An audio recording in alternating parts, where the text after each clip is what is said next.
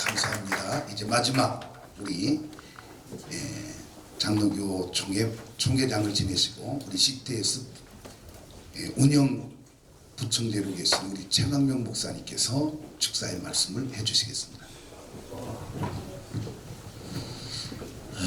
배가 볼록 나오도록 많이 드셨는데 무슨 말씀이 더 필요할까? 그러나 디저트가 있더라고요.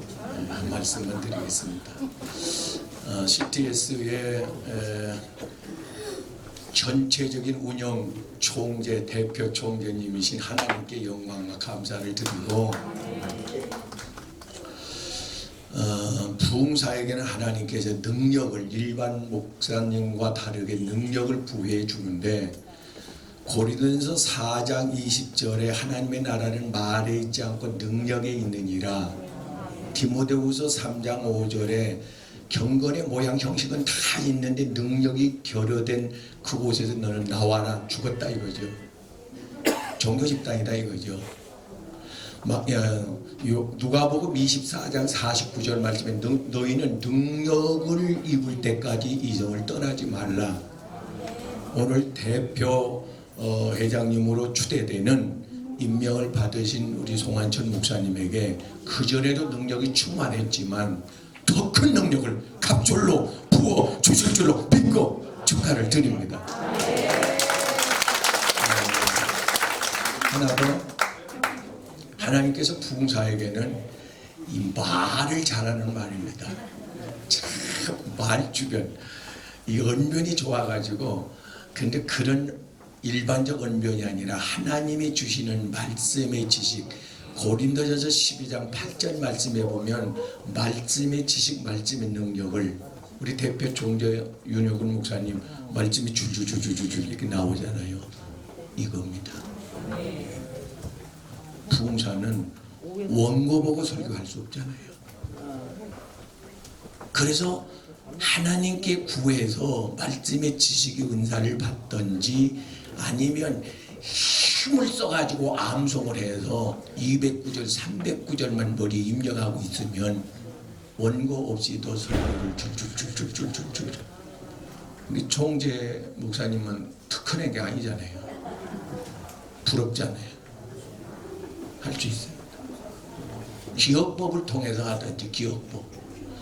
이사야 53장 5절 말씀 그거 헷갈리거든요.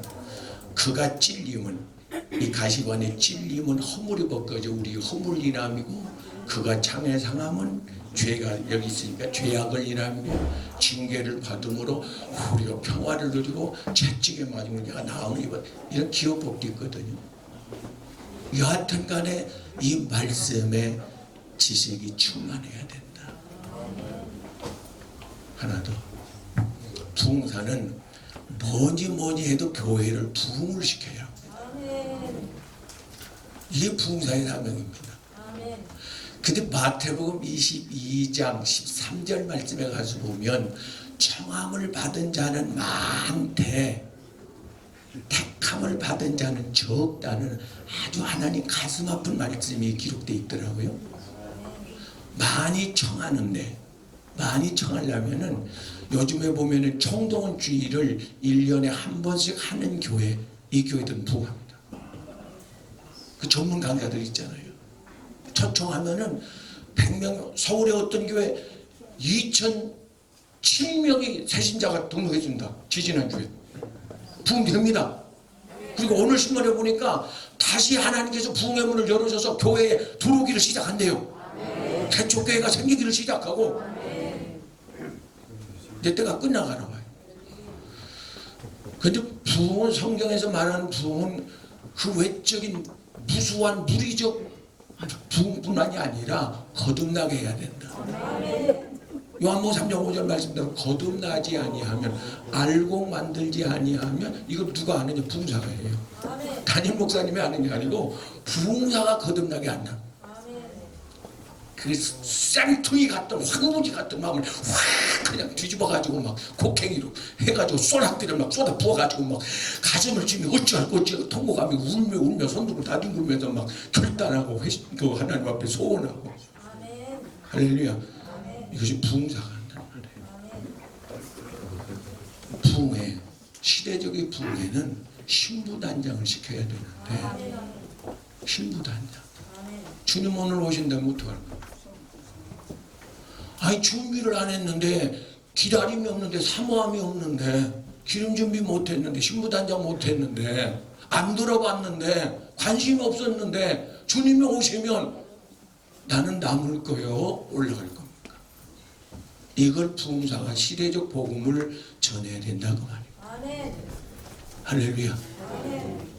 분명히 성경은 창세기 1장부터 요한계시록 22장까지 시대적 복음이 매 장마다 사건마다 기록이 되어 있다는 말씀이죠. 창세기 1장 14절 모헤드 히브리 원어입니다. 이스라엘의 절기 그게 다 8절 있잖아요. 지금 재림 2장 혼인잔치 마태복음 25절 혼인잔치 주님의 재림 네? 마태복음 3장 15절 여자의 후손이 뱀의 머리를 상하게 할 것이고 예수님이 이 땅에 오시면 계시록 20장 2절에 마귀를 무정경에 가둬버리잖아요.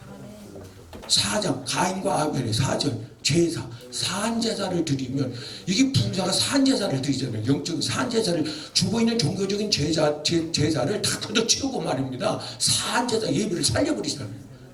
산제사를 드리면 11장 4절에 아벨은 가인보다 더 나은 제사 그게 신령한 하나님 받는 제사 아닙니까?